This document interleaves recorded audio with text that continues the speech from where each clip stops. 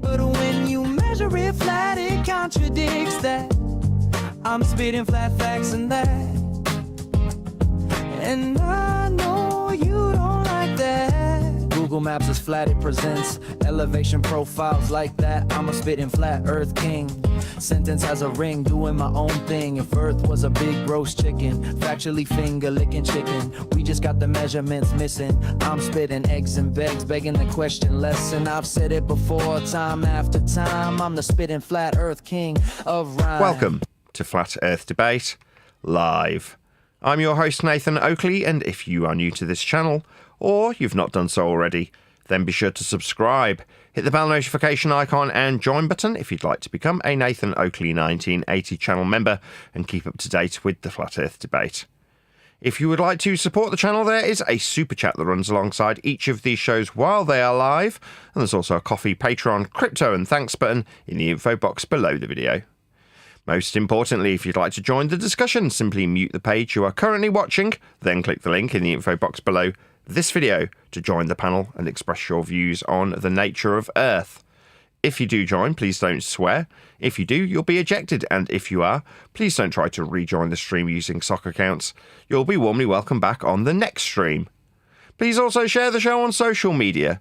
Sharing the show obviously increases the live audience, but this in turn increases the chances of a more diverse panel. So please share the show on Facebook and X.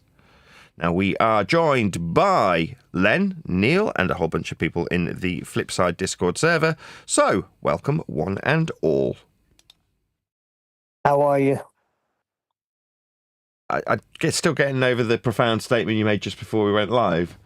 Neil saying, along the sentiment of you catch more flies with honey than you do with vinegar, that your average honeybee doesn't waste much energy trying to convince a fly that honey tastes better than feces. And that's so profound. You're like, yeah, why would I waste my breath even saying you can have your ball, you can use my flat earth measurements? It's like just a complete lack of interest is almost a look of disdain and complete silence. Yeah, if you think about it, honeybees just fly around. They see the flies all over, as you said, dog feces. They don't buzz and say, hey, there's some honey over here. They just leave them alone. That's right. So what do you do if your average honeybee's talking about Earth being measured flat? What you do is you go and smear that nest with shit right now. Get flies around it. That's a good one. Yep. What's the metaphorical proverbial feces that's been smeared on the beautiful nest with the delicious honeycomb inside? Well, the smearing has been done with conspiratardia, with 9/11 is an inside job, with Sandy Hook, with chemtrails, with, let's think of a few of the recent ones, clone centres. That one's back in vogue, I noticed. Clone centres, silicon trees. Do we have Mandela already? There's loads of them. You name it. All of those conspiratorial roads bring that metaphorical smear of shit to the measurements and their purity of flat Earth. The measurements are the pure honey, and the shit is the unprovable speculation baby hoaxers who come along and talk about how the news isn't real, and, you know, what's the term? Auto hoaxers. Like, everything's fake automatically. If it's coming from the news, it's all fake. Like, I mean, it's a default position to be skeptical of bullshitters. That's a reasonable position to take. You know what I mean? But just the extremes, those extremes in contrast with measurements, it's like, there's just no comparison. It needed this, didn't it? And you got to laugh, right? Yeah. Now, they've done such a good job that the flies, they've kind of got above their station. They think they're honeybees, don't they? They think they've got little Batman signals on them and they're flying around saving the freaking world. No, you're just feasting on the shit that's been smeared on top of the very pure measurements of Earth's surface, which is flat. You do it with miles. You can scale it down all the way to the inch that we discussed just before we went live, right, Neil? Yeah, yeah. And then they also see when you get past that, say you do get past all the conspiracies, they try to smear it more. Globers do by attacking the person, right? They can. How bad the person I'm going is. to become more indifferent to that too. You're like, what's she going to do? It was summarised beautifully by Refracted Curvature on yesterday's show. So he's like, well, I'm asking the audience, like, why should you fear me? And, you know, what's it going to achieve if you shut down Nathan Oakley 1980 because there's a campaign to get rid of me completely? Like, it's just laughable. And then Refracted Curvature comes in and says, well, what are you going to do after that? Shut down the people who are doing the surveys, the cartographers, the people making and using the charts. What are you going to do? Shut down the celestial navigators? You're like, no, don't be delusional. The fact that they aren't overtly mentioning it and you as a dweeb can whip them into line and tell them, you do realise that that flat measurement doesn't mean it's flat, right? Locally. And they go, oh, yeah. Yeah, that's right. Yeah, on a ball, after we've measured it flat. You know, when you can keep those subservient little cucks whipped into line with your million miles of internet fibre between you and them, because in reality they'd probably give you a slap and tell you to get lost where you started talking about heliocentrism in the middle of a map lesson. But on the internet, oh well, you can create a million accounts, you can thumbs up your own comment 10 times. You know who you are. Sad little twats thumbing up their own comments with their own socks. I love it.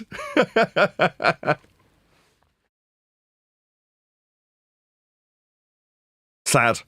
But they're flies. That's all they are, flies. And what are they? A little bit annoying. When you really break it down, right? If you've got a fear, you just got to kind of let it have it at you. Like, if you're afraid of spiders, get in the company of spiders. And then you let the worst thing happen and you realise that the fear that's keeping you under control isn't actually worthy of your time and energy. And in this instance, you've got the same exact thing with our opponents.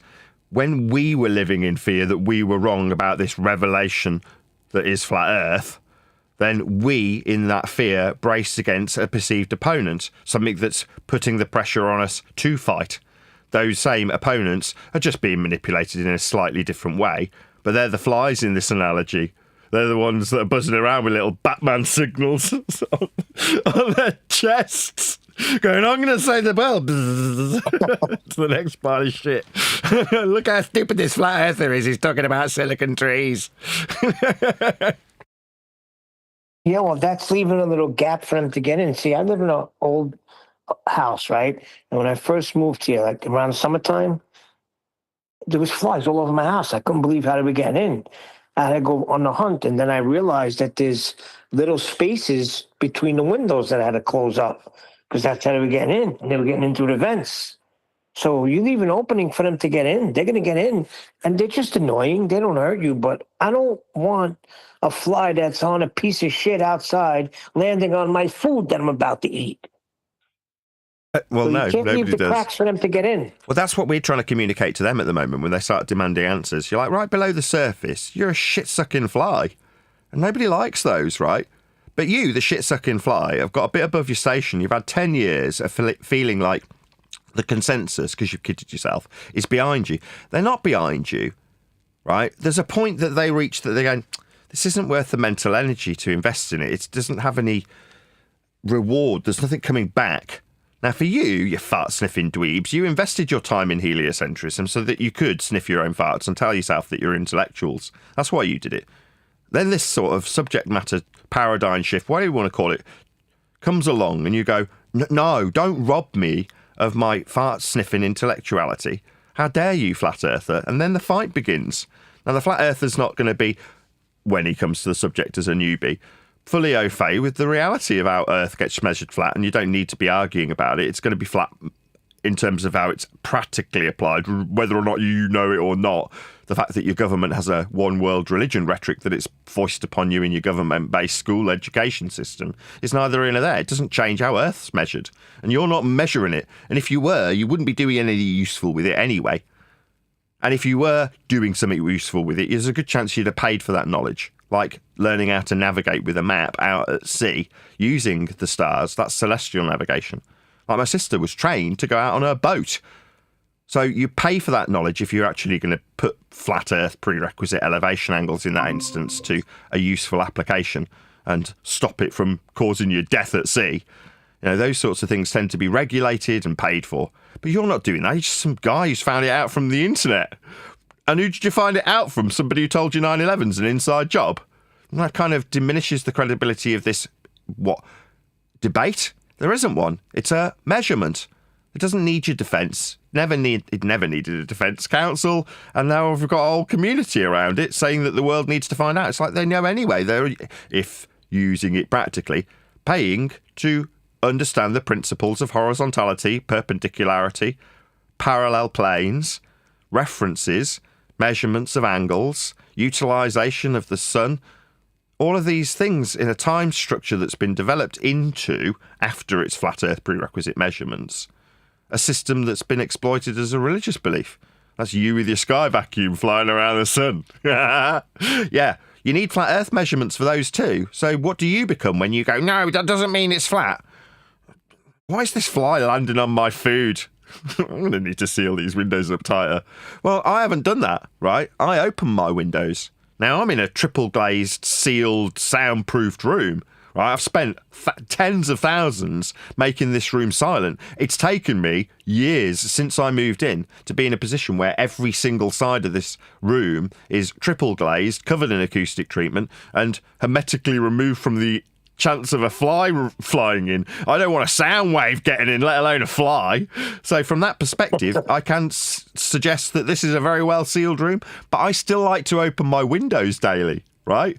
Yeah, I've got a dehumidifier. But my point is that, likewise, on the show, there's a door flung open. I still open the show in the same way. If you want to discuss the nature of Earth, maybe I'll change the intro slightly. If you're pleasant. If you're a cunt, just go fuck yourselves. Don't hang around us anymore. I'm done tolerating you cunts. You crawl around on shit and then decide to bring it here. Now, you can metaphorically describe your emotional state or mental baggage as that shit, but don't bring it round here. I'm sick of having it projected onto me. Tired of it. Now, I am a subject matter expert in the regards to how flat Earth gets measured. That's flat Earth as a subject. Doesn't mean I'm an expert celestial navigator. Doesn't mean I'm a cartographer or a map maker. Doesn't mean I own a boat like my sister did, or paid for celestial navigation training. I'd say I was just as well versed in it as she is after discussing it, having put a long, tucked away memory of going out on boats to one side after a death. Now, for that particular reason, there was a pool of resources I could have tugged on that didn't till 8 or 9 years down the subject chain. But ultimately speaking, as a subject matter expert, I don't feel I need to throw my pearls to swine. Now, you can come into the bar. I've got a bar. This is it. It's running live right now. The door's open. Anybody can join. But I may add the caveat. You need to be pleasant. You know, if you're going to be mean, why should I have to deal with that? I shouldn't. Neither should anybody. In fact, there's laws against it. I talked about them yesterday.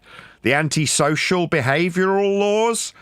Now, if you're like, oh, we don't have those here, and you're like, oh, right, where do you think the pipeline begins for these draconian methods of keeping you under control? Well, in many instances, in a civilised society, there's reasons, whys and wherefores for certain behavioural practices that they do try to manipulate into you, beyond the useful nature of knowing how flat to measure the land and how to chart it. You don't have to look far into history to realise why, if that's the only thing you're interested in. But we'll discuss it. You know, no worries. It's not the be-all and end-all of the subject matter when we talk about flat Earth measurements. Well, why did they lie? You're like, as long as you're not asking with an air of disdain, we can put our speculation in. Now we can have a bit of fun with it. You know, there's nothing wrong with being a conspirator. We've all got it. Let's not deny the roads that brought us to the subject. And perhaps it took us longer to realise the obvious and awful truth for you that it's just measured flat. Because that means it isn't actually that serious, because nothing has to change for you to recognise the reality of the world you're in. It is flat. That's how it's been charted, measured, flown across, sailed upon. So don't worry about it. You're not doing any of those things. And if you were, you'd be in more cognitive pain than you are currently. But your world, the one that you do actually in literal terms experience, won't change. The world you were building up in your mind, now you can say that paradigm changes, but that wasn't the real world. The real world's the one you go out and step on. Now, in that short, limited time that we all have stepping our way around the world, you don't generally, when you're out and about shopping, expect to have some moody, spotty, adenoidal, bad-breathed, sandal-wearing, fart-sniffing, adenoidal twat start demanding answers of you just because you happen to be wearing your shirt with your expertise wearing proud and loud on that shirt. Oh, right, you work at the electrical store. Wow, fridges actually don't work in the way they say they do. How do you explain Freon? You're like, I'm out buying my Sunday lunch. You know, don't get me wrong. I get that I'm wearing something that says I work in an electrical retail that sells refrigerators. And generally speaking, I love my job selling refrigerators. Unlikely. But, you know, there's people up the road that I know work in a refrigerator sale shop. Literally, it's the closest retail outlet to me. And they all look perfectly happy while they're working around, moving around their washing machines and fridges all day long. So that man, if you went up to him in a pleasant demeanour and said, what do you think the best fridge is? Why do they use Freon? In a generally pleasing, upward inflection, investigatory, whimsical even tone, they're going to go, well, it's because that's how they exchange the heat to keep the thing cold. It's a chemical process. Or whatever they explain to you, because they're then more willing because you're not a cunt. But there are people out there that are just cunts, and they want to demand our time, report us to the police, suggest we should have our kids taken away from us, tell us that we need to prove gravity by jumping off buildings, saying we should have our balls removed. Those sorts of things have been societally acceptable up until now. It's like, well, what makes society? Well, how society behaves. Well, I'm a part of society. I pay my taxes. I'm, in the most part, a pretty normal guy. That's why I find myself, and have done for 10 years, bracing against flat earthers. This isn't like this is a new theme for Nathan Oakley 1980 channel. Go back through all my videos. Go watch the all forests on a flat earth bullshit.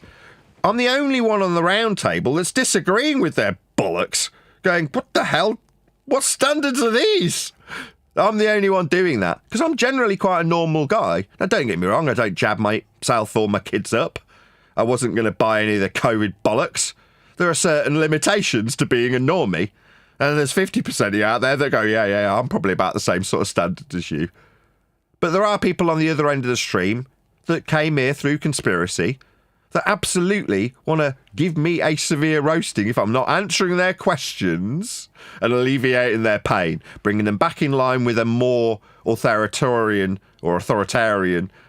consensus rhetoric that I just don't accept, because I understand after a lot of research how flat earth gets measured. But that doesn't mean that I would have to tolerate you getting annoyed with me in a societal sense. I can just tell you to go away, and on the third attempt I can just break your nose. Justifiably, because I've asked you to go away, and you've become threatening. Are you trying to run away from me? I've told you, get lost. Oh, well, you're just scared of me. Okay, well, I'll break your nose then. No worries. Wait a second. Those mountains, they have the shape of dragons. Are you going to deny that at one time these were dragons? Isn't that the what's the Disney cartoon with The Rock in it? It's like Maui or something like that. Have you seen that? He steals the heart of the ocean from an island, and then the island turns into a dragon. Essentially, it's a fire-breathing woman that's naked, but, it's fiery dragon. What do you want? And then he gives back the heart, and it turns into a mountain. It turns the monster physically turns into a life-breathing island. So right. It's in the shape of a woman lying down. You're like, okay. Yeah, but Nathan, you have to discuss these conspiracies because they lie about everything.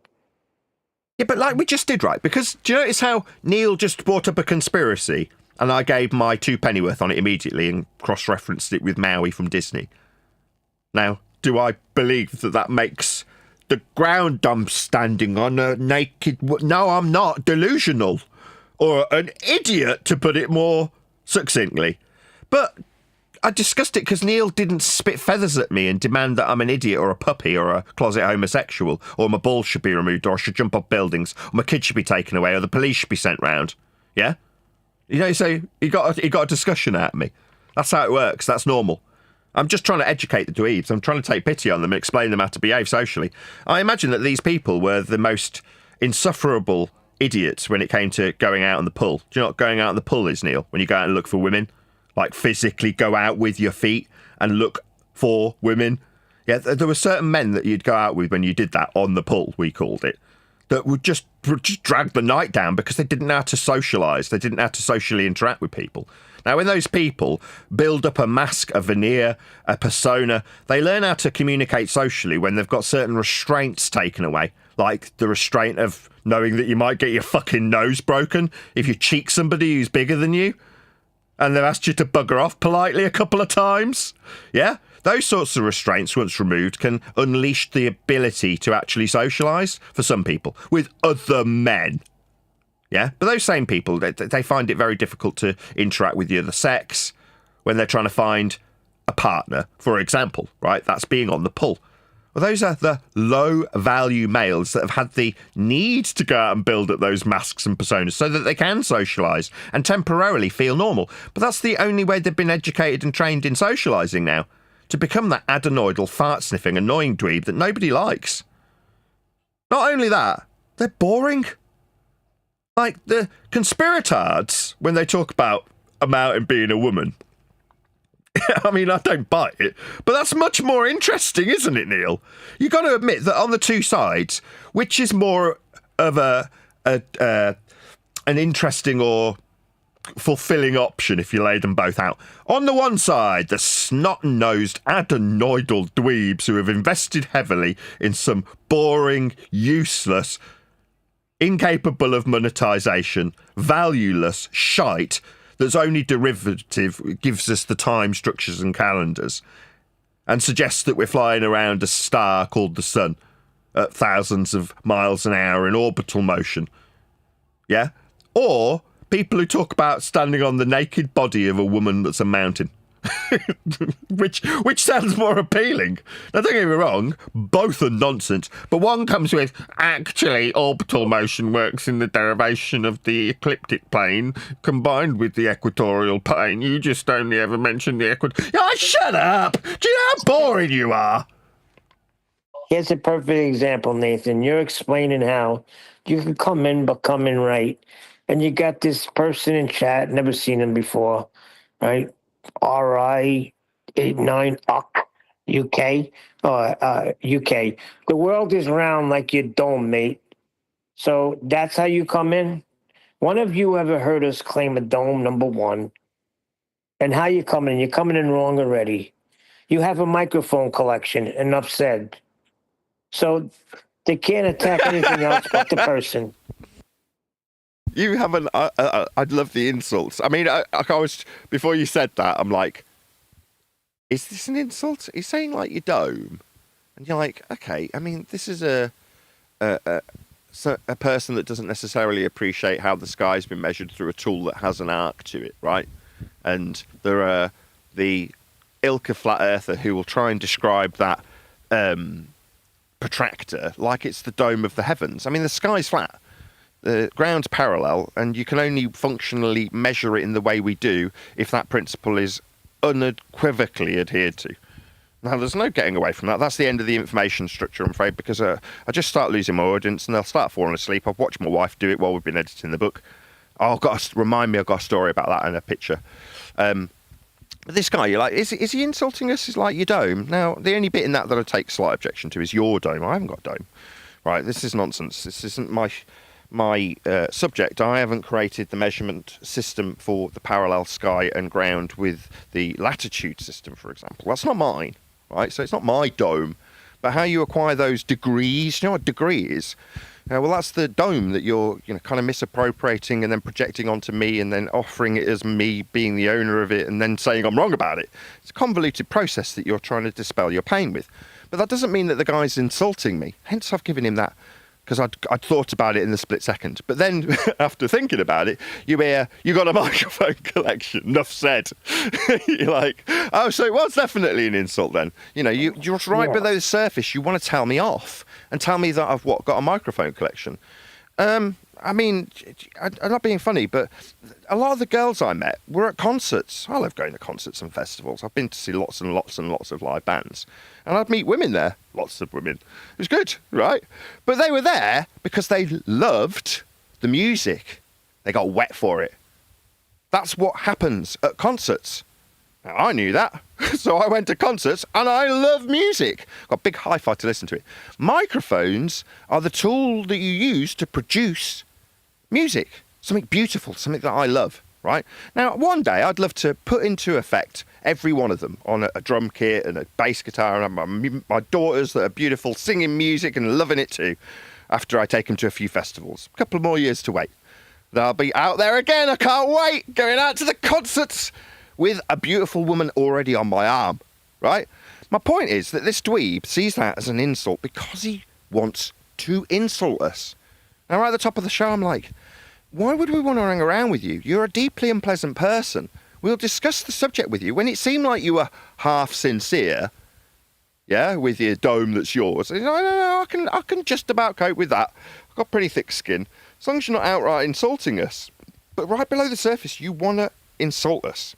Now, in public, right, this is a mask that this person, this chat skank, has put on. Because in public, you go up to someone like me, and you cheek me, and I'll go, oh, you're funny, now fuck off. Then I give you one of those looks that says, you say that again, I will bust your fucking nose. And with that look, it tends to be the case that people bugger off pretty sharpish, especially when they see me balling at my fist like I'm about ready to break your jaw. Now, don't get me wrong, I've said it before, I've spent enough time in police stations in their horrible cells with a camera pointing at me while I'm having a piss to know that that isn't necessarily the best way to go about it, but it courses through your veins immediately when some snot-nosed little twat comes up and says, you got a microphone collection, enough said. Like, so you've come over here to insult me, have you? People don't like that. That can be translated into people don't like you. Like, don't hang around us. You're unpleasant. We don't want to be around you. We know the score and we'll happily share it with you, but only if you're pleasant. There's conditions in this bar. You don't get to come in, crack the pool cues in half and then start swinging them around. You just don't. You just get kicked out. Go away. Yeah, he's not pleasant. He followed it up with, Nathan is high value. And then he followed that up with... Yes. Let's I am. Let's just deal with that. Yeah. High value. He's got I love 5 these degrees, terms. Nathan. Oh, no, let me just deal with that. Right. No, I know what high value means in modern vernacular too. I watch Taylor the Fiend. I know how women ascribe value to men, right? And what is a high value male? A male that women find attractive. Now, the guys who are low value, they have to get good jobs, be intellectually educated, offer them all the shoulders they ever need to cry on. The high value, in quotes, men don't have to do any of that. I never had to do any of that. Not at all. No, I was always poor. I never had any money to give them. Fuel your car? I can barely fuel mine. I've spent it all on concert tickets. I'm the guy who said, yeah, I had to buy a new carburetor from a new motorbike. I've got no money. Did you want to come and sleep with me?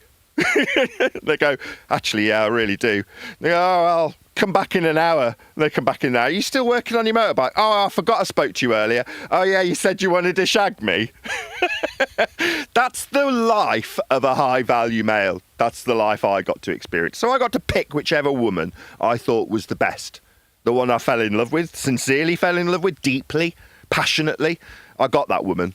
She'll be the woman I'll be going to the concerts again, looking at all the little teeny boppers, worrying about my daughters and the men that are around them, while I'm there experiencing the exact same thing because high-value men breed. My beautiful daughters are a testament to that fact. Now you may have bred with whatever little fuck monkey that you found, the bush pig that allowed you to get in bed with her, but you are, by your actions, a low-value male. Why? I know you're hanging around people who don't like you. The high value meant they weren't hanging around people they didn't like when they were working on their motorbike. You haven't got a motorbike to work on, but you've got a lot of busy work in your office, so you can earn your 50 grand and tell the woman, I'm a high value male, I earn a lot. You're like, you don't need to be earning a lot of money if they find you attractive. Now, being attractive is just something you either have or you haven't. Now, me, I'm a fat sod right about now. I've had a long Christmas and it's coming up to Easter. I need to work on my dad bod.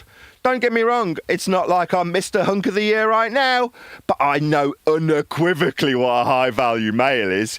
And the good thing about being one is you don't recognise it in the moment. You're just that one guy that seems to get to sleep with all the girls while the guys around you don't get to sleep with any and moan about how dry it is all the time. You're like, well, I'm doing all right. Have you joined a dating site? You just talk to them and they'll go out with you. It's really easy. And they're like, no, I've matched with 100 people and none of them want to meet me. They all tell me to go away. Doesn't matter how many times I send them a picture of my penis. And you're like, oh, you're doing it wrong. Wait a second, Nathan. Wait a second. He's the CEO. He's a multi-millionaire. And he's You needed to make it all the way to the top so that the women around you didn't look straight through you. And even being that CEO, when you go to the bar, they don't know you've got a lot of money. I would imagine you went out and bought that flash car so that you could peacock how rich you are. Yeah, you need to do that when you're a low-value male. Yeah? Because the women, they're not paying any attention to you. Are you coming in because you're hearing me talking about women? Oh, you just wanted the raspberries. My wife's just walked in while I'm on a rant about being a low-value male. Yeah, mate, you had to become rich to peacock, to have the money to say to women, yeah, I can give you all the money that you want to justify how unfuckable you find me. So no Batman today. Today, rich guy. Today, I am Bruce Wayne. Oh, that one. Oh. He will change the costume when it's needed. In the movies, Bruce Wayne, he's played by like one of the most handsome actors ever. Batman's always a good-looking guy. So it's like, you're not Batman, you're not Bruce Wayne. You became the CEO. Yeah, you needed to, didn't you? You followed through the university line, or you were that hard-working entrepreneur, and you made your way up so that the women around you would respect you. I get it. It doesn't change high-value status as far as a woman's concerned. The value proposition's not even considered if they're moist. They don't give a shit. All that goes out the window. You needed it all, though, right? How old are you now? Who gives a shit? Meanwhile, the debating high-value status and low-value status. You're here on a YouTube channel telling me about my dome. So have you got any friends?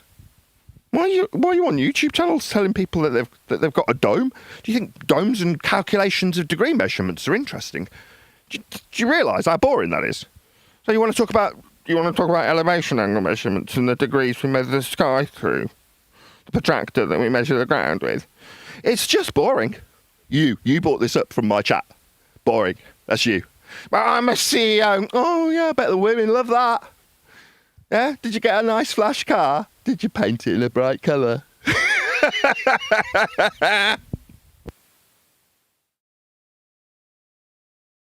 Yes, very good. The peacocks that can tell us that they're Bruce Wayne, the peacocks that can tell us that they're Batman and they're here to fight for injustice and fight the lies of flat Earth. Oh, no. No, he says he has 0 friends by design.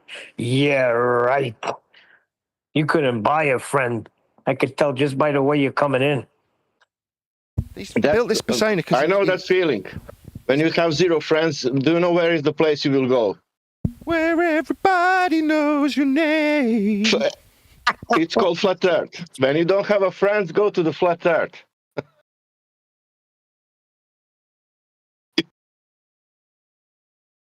Depends which flat Earth you're talking about. Flat Earth, it's anthropomorphization to suggest that a mile?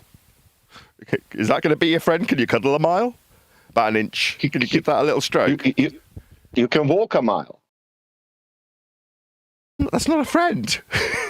You could also walk the Green Mile. It could be better. Doesn't speak. You walk, experience, and nobody answering to you, and you. Here we good. are again, old friend. It's you and me, the long walk.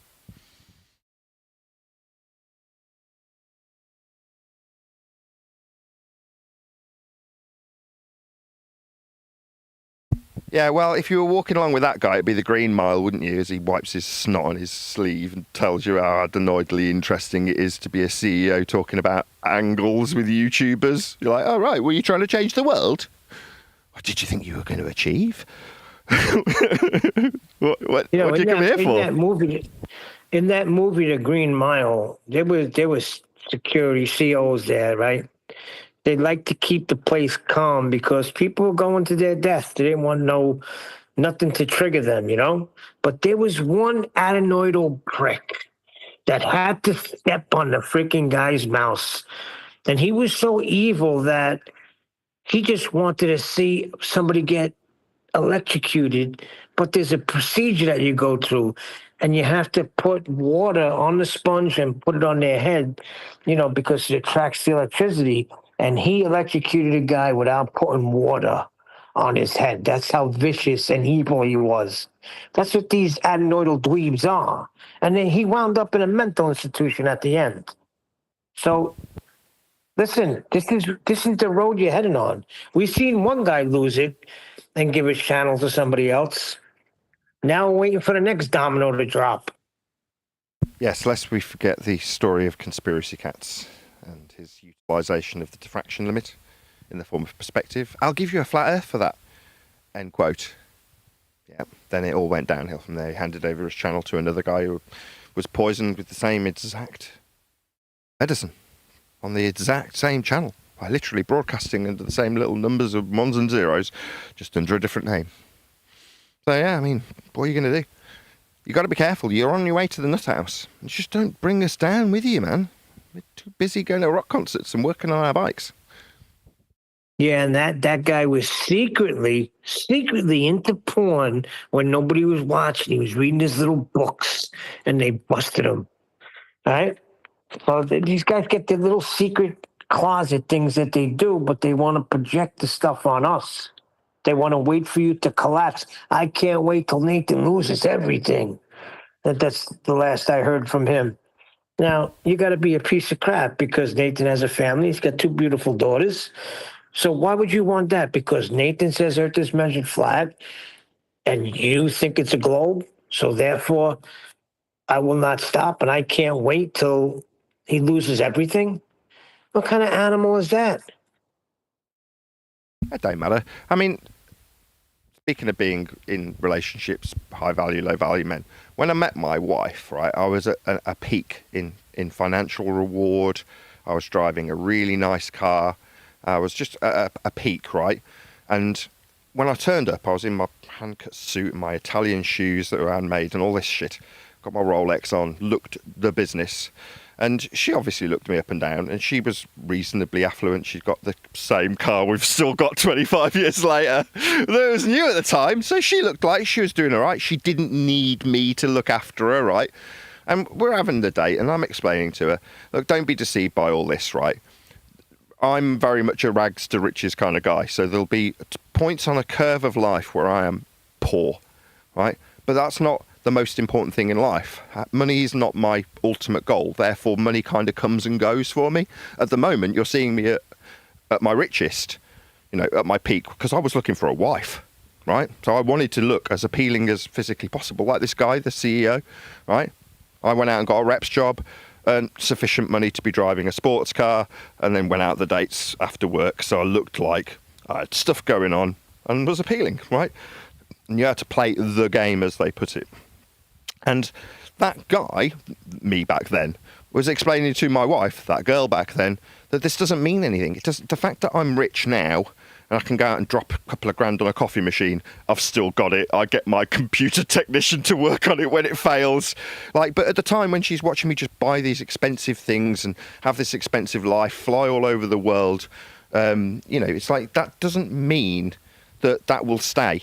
Right, there may be a point where, you know, I've got no money, I'm completely unemployed, piss poor, struggling, right? And now, almost immediately after marrying her, I ended up being dismissed unfairly from a job that I was working at. And we were in that situation. We were having to eBay off my old Lego from when I was a kid just to make ends meet and things like that. You know, sell your old toys that were like you definitely didn't want to get rid of. My pirate ship, I remember it fondly, right? But it came true very quickly after getting married. My point being that lifestyle, that riches and rags lifestyle that they're trying to put onto me when they say, I'm going to have your channel shut down. You're like, you think that's going to scare me? And it's like, no. When you've experienced a lull, then you kind of don't care. You're not, it's about back to the spiders example. If you're exposed to something, you stop fearing it. I never live or operate in a mindset that says, I must do this or I won't make the bills next week. Now, don't get me wrong, I can look at numbers and go, I haven't got enough. I can know what a minus symbol looks like on a bank balance. And then go, shit, I better do a bit more work, right? Reactively, like flogging microphones is a perfect example.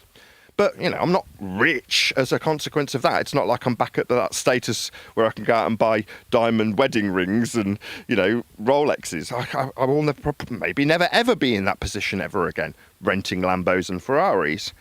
But happiness, how you experience the moment, what's going on in that very second. You know, me dripping with jewellery and diamonds and pearls wouldn't have mattered in that moment if it wasn't fun being around my wife when I was meeting her and dating her, right? Were we enjoying each other's company? What's happening right this second? Same goes for now, right? I'm doing my show. I am so pleased that I'm doing this. I'm holding a cool mic that doesn't make any noise when I turn it off and on again. Notice I keep bringing the mic examples in as it's been insulted.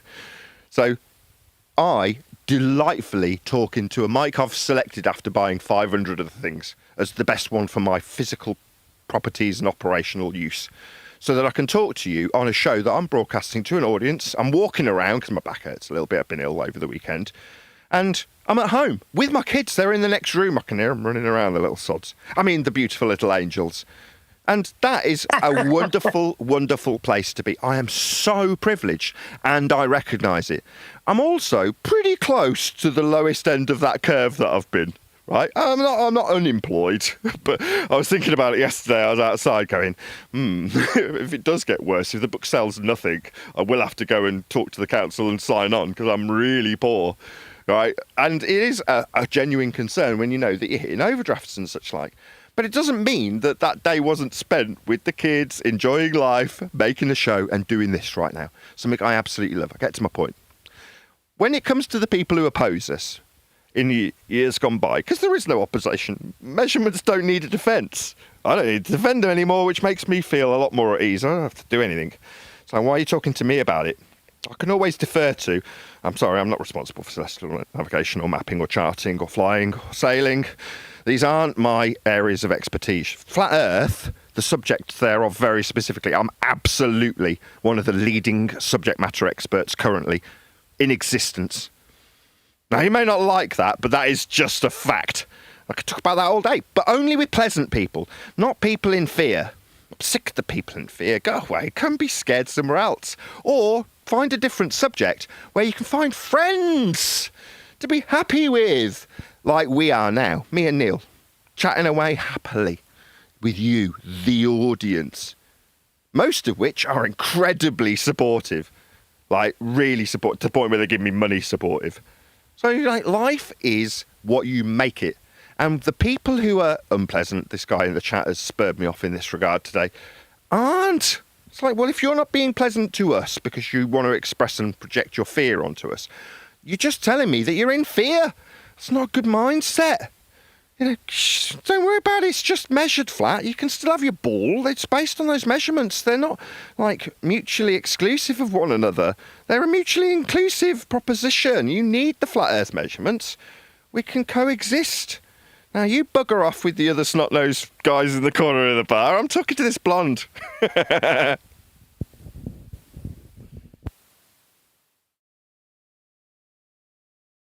Yeah, it's right about one thing. Money comes and money goes. It certainly does if you don't prioritise it, and I never have. I'm not very good with money. I mean, I'm not careless with money. Far from it. But I'm just not like my number one priority is making sure I've got enough. I've always recognised, I had a very religious grandmother who misquoted the Bible, and, you know, money is the root of all evil was what I got. And it's like, that's not correct. But nevertheless, that wasn't the main reason why living life in general was the main philosophy that both my mother and grandmother offered to me. You know, this is it. You get hit by a bus tomorrow, you'll be damn sure you'll be pleased that you did the things you did in your life, or would you look back and go, oh man, I wish I had more time? Like, if you ever say to yourself that if you died now, this second, that you'd say, oh, I wish I had more time, I didn't X, Y. It's like, well then, why didn't you? It's like, then you didn't live. Now, if you're always looking at life like it's some race to somewhere, then you're never going to listen to the moment that you're experiencing now and enjoy it.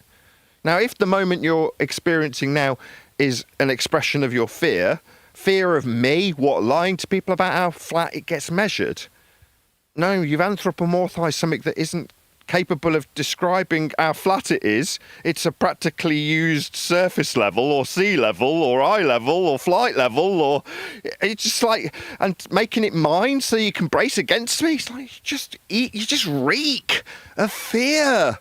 It's gross. Go away, you stink. But you're not living your life. You know, you're not loving the moment that you're expressing that horrible fear that everyone around you is like, ew, you're making my moment horrible now because you smell of fear. I was enjoying this moment. This blonde has now walked off too because you're so close. Now you made me annoyed. The blonde lost interest because of you as far as I'm. Now I want to punch you. You know what I mean? That's how it kind of goes. These people around us are like, yeah, but you're now here for me to answer my questions.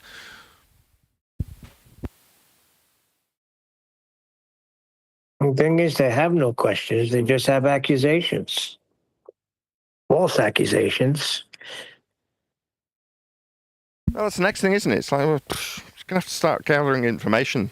If you're criminally inclined to make false criminal accusations, then it's like, no, the gauntlet's been laid down. We've had the police called on us. We've turned the other cheek long enough. It's like, no, we are actually in a situation now where, because you've got away with this kind of behaviour, like these low-value men weaponising real men, in the case of the Mr. Sensible endeavours to get the police sent round, you're like, what's your problem? Man measures earth flat, you need the police to get involved. Seriously? You're in that much fear? Yes, is the answer. You're in so much fear, you need to get other men to try and alleviate your fear for you. You're like, okay, so that's the standard you guys want to live by. Nobody's gone, oh, you poor sod. Well, no. So now we just need names so we can report you to the police for your literal criminal endeavours. Not the he measures earth flat, therefore I'm scared of him endeavours. No, you're literally harassing people. You're behaving antisocially.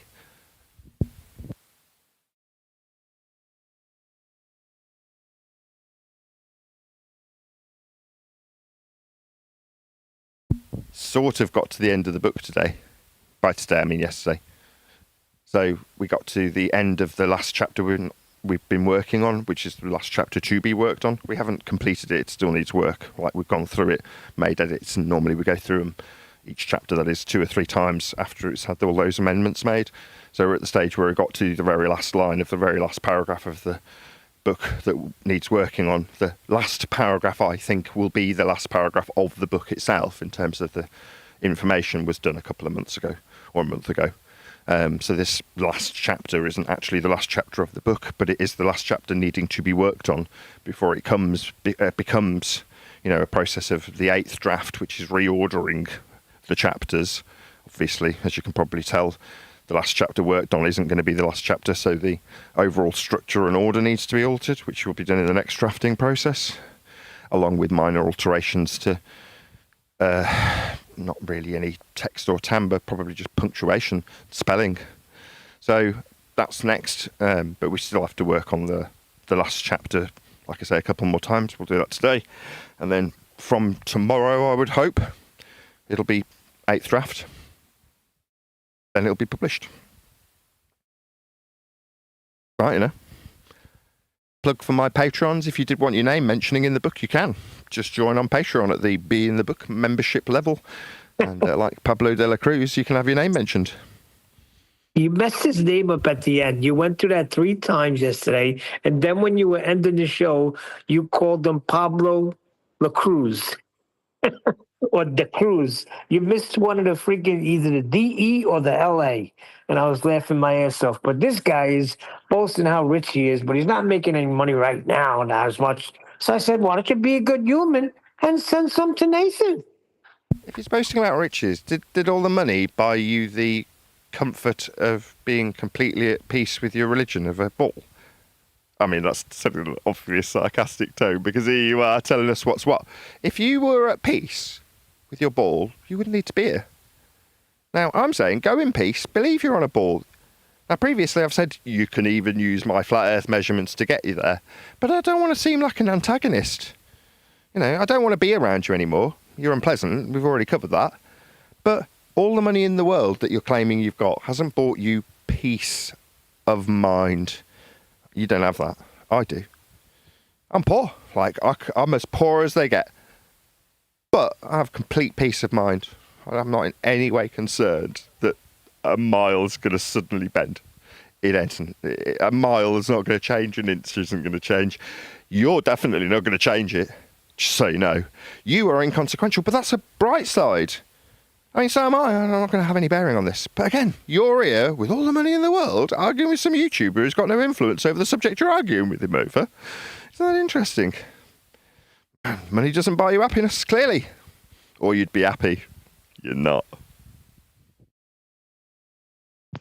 How about PayPal-trians there, Nathan? PayPal what? Patreon take a cut. PayPal-trians. Like, I always chip in via PayPal so you get everything and no one takes a cut. Did Patreon take a bunch of what's given? No, they don't. They don't take a horrendous amount. They would if I was offering services. So if you offer 2 or more services that have something given, yeah, the shout out on the book could count as one, right? But on if I could say any individual tier, I'd have to charge VAT if I was actually giving them anything, right? So that's why all the tiers, with the exception of this one, is you get nothing. All right. So there's no VAT charged. Now, I think there's a small admin fee that they take. It isn't very bad. It's not like YouTube taking 30% of the super chats. But again, the fact that I'm in a position to have the ability, censored or otherwise, to reach any audience of any substance, even with lots of work, you know, on what is considered to be the equivalent of television in modern times, I'm glad I'm where I am at. I realise YouTube want to make as much money as possible. Alphabet Group make an absolute shit ton. Fair enough. They take a chunk out of even my poor ass. So I get that. But, you know, there's going to be a few of the people that I reach out to and ask personally if they want to mention in the book, Len. So if, for instance, the participants on the Discord wanted one, they'd have to join as a member. You just have to join me as a patron. But if the people in the G Plus panel wanted to mention in the book, just get in touch and say, can I have a mention in the book? I'd like to go in the list with the patrons. Well, absolutely, because it's as valuable. You know, you on the panel now, I know you give me money and that's how you came in with this, but from a slightly different angle, you straddle both of these categories. Len, specifically. Not you, Neil, you tight git. But Len, you would be in that boat where I'd be like, you're on the panel, you offer so much of your time that as a panel member becomes worthy of getting a mention. Like, you deserve to be acknowledged in the book. And I was going to do this anyway, but I might as well do it on the public show now, so I've said it pretty much already. But if you're in the G Plus panel, which is Master B basically, and you did want to mention, you can go in the list with the patrons. It's not going to be the patron list, but it's a list of acknowledgements. You know, people who want to be acknowledged for their support in getting to the point where I can succinctly demolish someone's heliocentric belief by simply pointing out that it requires Earth be measured flat for it to even exist. Well, getting to that stage required support, and the G Plus panel has been instrumental in that. It's as ongoing as the show has been. Now, it changed names from Hangouts on Air to Google Plus to Hangouts to, you know, it had all various different names. Meet is what it's called now. But they all operate in the same way, from the same people. They're all Alphabet Group products that work with YouTube seamlessly. So as far as I'm concerned, they're all the same, even though they've all gone under different names. Occasionally, I'll give out the wrong name in the intro. My point being that if you're on that panel, anybody who's been on any of those panels, and you want to be named in the book, and say, actually, I want to be in the acknowledgements. You know, if Arwin got in touch and went, I'll get acknowledged. Well, yeah, done. I'd put his name in. That sounds... Well, the only reason I really brought it up is the tiers you've got on Patreon. I'd chip in a bit more than that, and I didn't want any of it to be taken off you, but I'll just continue to do what I do. Yeah, Patreon's really important to me. As much as they do take a small fee, it's like an income stream because it comes monthly. So, like Pablo, he just dumped an entire year's worth of memberships in one go. So it probably cost him $300 or something, or more than that. I think it was $350 for an entire year's membership at the buy me or be in the book level, right? Now you don't have to do that. I mean, there's people who will join, get 30 quid into Patreon, get named in the book because they got in before Easter. But then on the first amendment, like when I make alterations, someone says, oh, you're missing a comma on page 27. You know that. You've spelt this word wrong on page 50. I'm like, oh, bloody hell. Then it'll have a revision, at which point I'll just update the Patreon list. If the acknowledgements can also get changed as well, right? But for someone like Pablo, he's just dropped a year's worth on there. Now, that means that for the next 12 months, they will trickle out that payment each month to me. You see what I mean? So it's like a pay slip, not a pay slip, like a paycheck each month. So Patreon is like it comes to me on the 5th, and I'm like counting the days. When do I get? Because I see it as getting paid. Like, when do I get paid this month? So there's I get two. I get one from YouTube and one from Patreon. So I get 2 paydays. And like most people, they're like, oh, come on, when will payday get here? I'm like that with Patreon. So from that point of view, I tried to explain that in the video in the car I did the other day, when someone, I think it might have been Pablo himself that asked if it was. I'll drop an acknowledgement, Pablo, in the comments. But, I was kind of talking to him when he had asked me, what about having a payment amount that I just get my name mentioned and give you money? It's like, well, if you did that, it's like, so it's just for how much money then? It's just a dollar amount for, a financial exchange. You give me money, your name goes in book. That seems crap. It's like, I want to acknowledge people because there are people who've helped. Where everybody... No. And those are the first that should go into the book. So that it's like, well, how can I kill 2 birds with 1 stone? I know, I'll invite people to become a Patreon, and therefore that shows their ongoing support when they say, yeah, okay, I'll be a patron to get my name in the book. Now, it might be that you only get in the first revision, maybe that's all you want, and for 30 quid or whatever it is, $30, 25 quid, you can achieve that.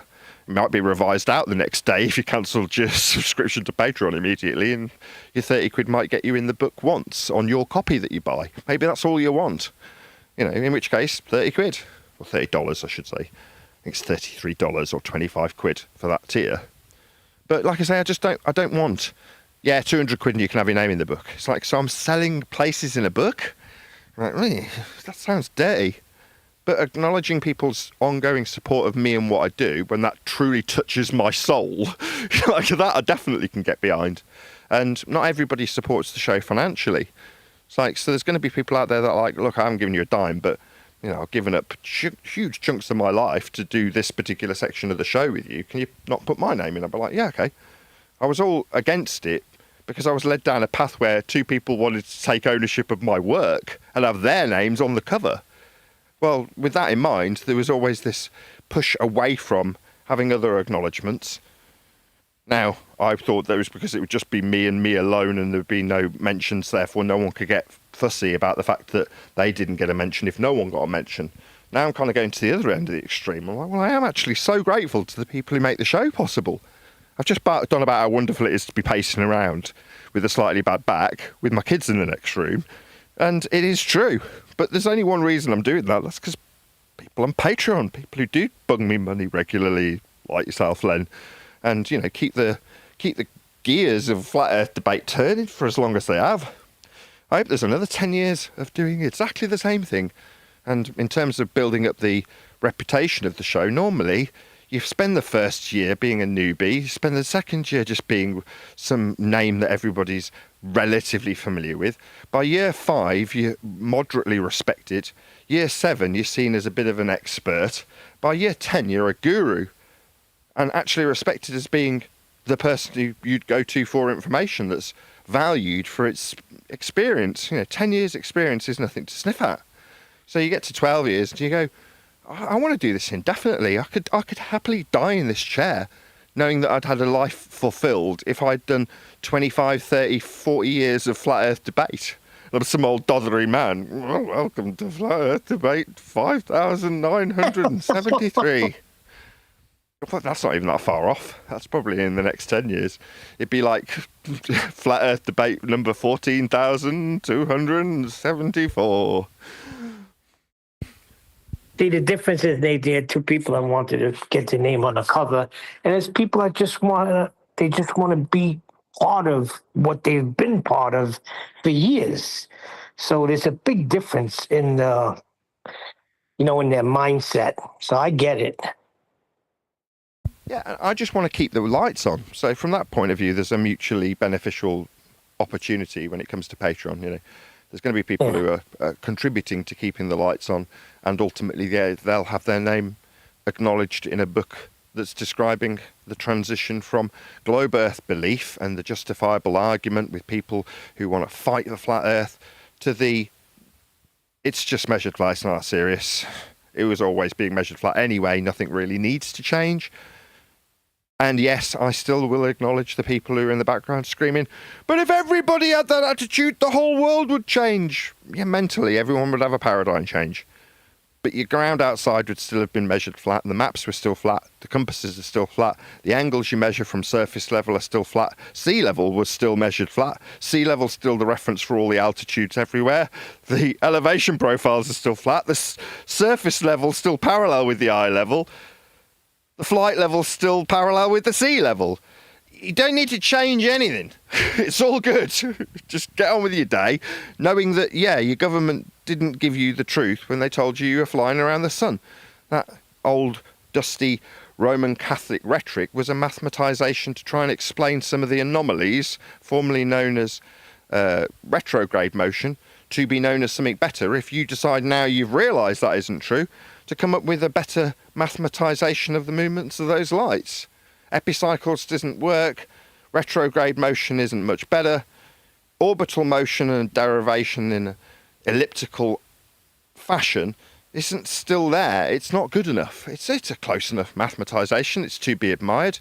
Oh, what's that? You thought that meant you were on the ball, flying around the sun? No, it's just maths. But those maths fundamentally work outside of the box of the measurements that they're using to produce them. The calculations violate the base angles measured to give you all of the degrees of the lights. You know that, right? You can't be on a ball. If you were, you wouldn't have the angles that you produce the ball with. It's a contradiction in terms. It's a violation of the law of non-contradiction. It's a paradox, if you will. The heliocentric world that you believe in, that's not me telling you don't believe in it. You believe in whatever you like. But fundamentally, to achieve those calculations in violation of their initial measurements of a flat Earth surface level, you're going to need the flat Earth surface level to be measured, and it always was measured that way. That means that once you understand and appreciate that, your day can be gotten on with. You can realise that, you need to get further up the ladder if the women aren't going to see you as invisible in the bar next week.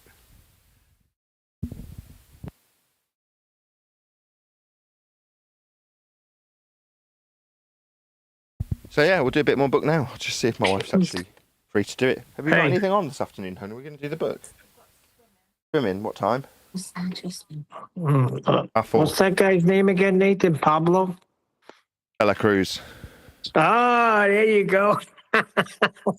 I'm testing you there. So yeah, one last plug for that. If you did want to get your name mentioned in the book, join me on Patreon. And there's a tier specifically called Be in the Book. If you did want to be in the book, join me on Patreon. Anything else? Because I think we've had our hour. 5 past. Yes, we have. Happy days.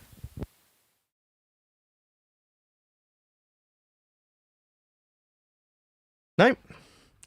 With that, I will say, if you are watching this on either Nathan Oakley 1980 or Nathan Oakley Premiering streams, then stay tuned, as there will be an after show to follow. Unfortunately, if you are watching this live, this is where we bid you farewell. So another massive thank you to all of you who liked, commented, shared, subscribed, joined as a Nathan Oakley 1980 channel member, hit me up on Patreon, PayPal, all that good stuff. I've been Nathan Oakley. Another massive thank you to Discord and G+, and I will see you all in the next video. But when you measure it flat, it contradicts that.